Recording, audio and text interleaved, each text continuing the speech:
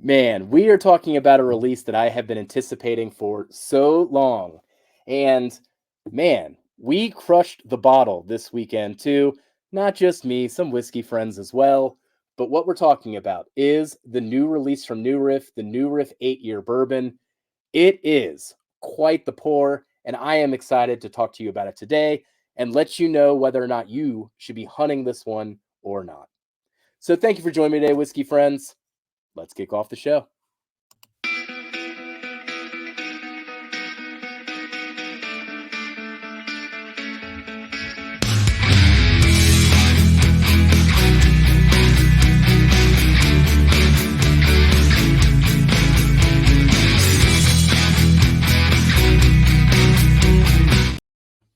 Hello again, whiskey friends, for another whiskey review. And as I said, we are talking about the New Riff 8-year. This is a new bourbon coming out of New Riff. They have stopped essentially releasing bourbons at any age beyond 4 years since their inception, but now they have upped the dial into this 8-year age stated product. And this is supposed to be a core release. That is what it says on all the media communications they have sent out so far, is that this is a new standard in the lineup. And if this is standard, oh man, I am quite excited for the fact that this is just going to be sitting on the shelves for me to be able to pick up on the way to parties, on the way to events.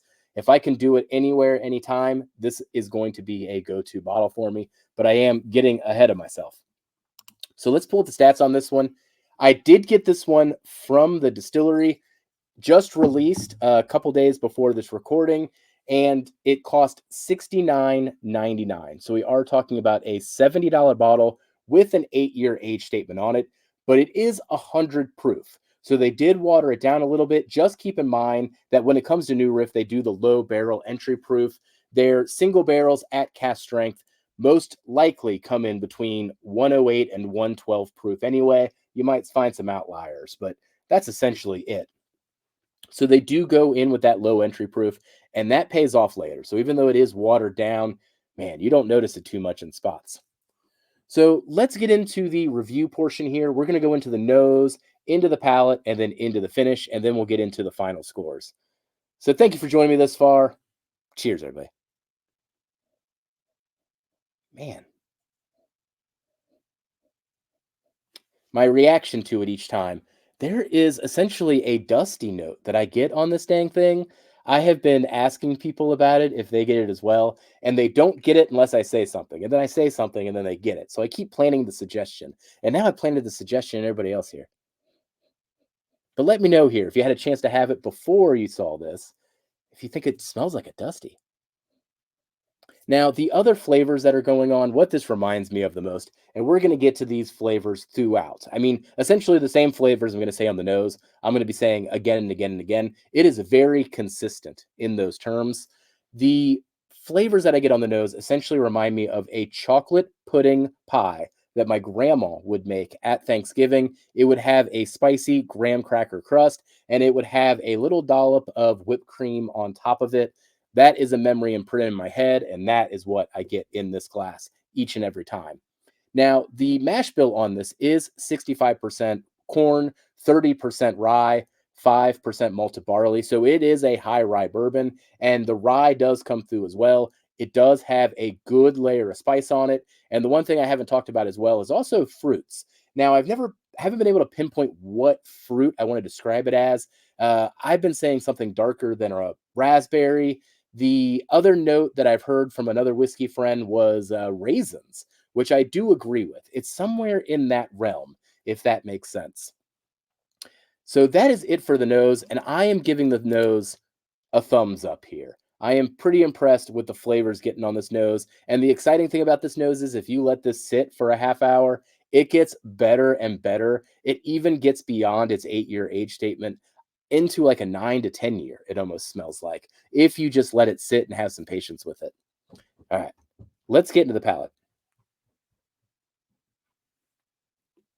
Mm. Man,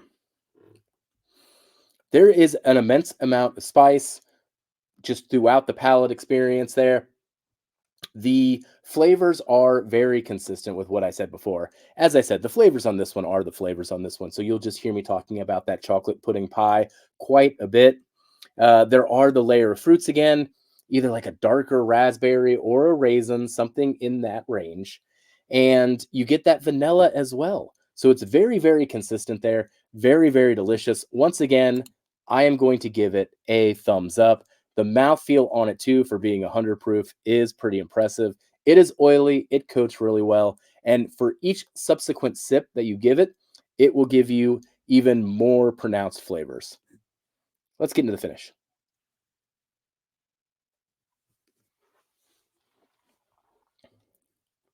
Oh, man. I wish the flavors on mid palate had a bit more volume. Excited to try single barrels of this if they occur for that exact reason. Maybe the volume's turned down because of the proof.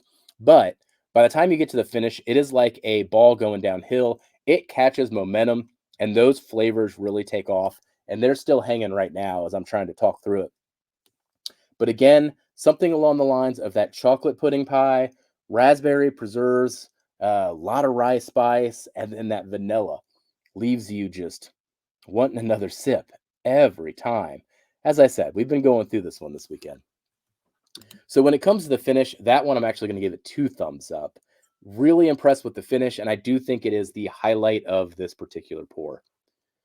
So summarizing all that, here at the channel, we do have a big scoring system with all these different metrics. Rather than show all the scores on the screen, I gave you thumbs up and everything. But ultimately, it does get summarized at a flavor score at an 82.5, an experience score at an 84, and a value score at a 90. Ended up giving it just 1 point less on the value, debated giving it the 10 or not. Maybe if it was at $60, $65, I'd be more comfortable. I got to imagine when they get into the cast strengths and the barrel picks, those are probably even going to go up to 80. We will see what happens there. But yeah, it's kind of sitting in a real awkward spot where I want it to be just a little lower. A comparison would be the Heaven Hill 7-year bottle and bond. I think that one would be a good comparison. I'm excited to do a head-to-head to that, but that one costs 60 as an example. So there's a lot of things on the shelf that are sitting there at 60 that comes to mind that I would compare this to, and this one's sitting up there at 70. Ah, man, it's really, really good, though. It's probably better than all the things I just mentioned. So the final score on this one gave it an 84 out of 100. And for the year, that ranks it as the 4th highest review, but only out of 15. As of March, as of recording, the year is still young. And then for all time, it is 48 out of 165. Now, that puts it in the upper third of all the bottles that we've reviewed thus far. But with that said, a lot of those bottles are cast strength single barrels, limited editions, special releases, and a heck of a lot more than $70. So the fact that it is hitting in this range is pretty impressive, and that's why I continue to get excited about it. So that is the new Riff 8-year bourbon. I am quite impressed with what has happened here. I have been waiting for New Riff to drop an 8-year age statement for so long, something to get out of the 4 years.